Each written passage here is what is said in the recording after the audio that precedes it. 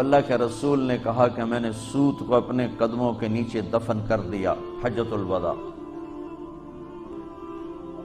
آخری حج کا آخری خطبہ کہ میں سوت کو اپنے قدموں تلے دفن کر رہا ہوں۔ سب سے پہلے اپنے چچا عباس کا سوت ختم کرتا ہوں۔ یوم ترجف الراجفہ تتبعها الرادفہ قلوب یومئذ واجفہ ابصارها خاشعہ یقولون ائنا لمردودون فی الحافرہ اذا كنا عظاما نخرہ قالوا تلك اذا کرۃ خاسرہ فانما هي زجرۃ واحدہ فاذا هم بالساہرہ۔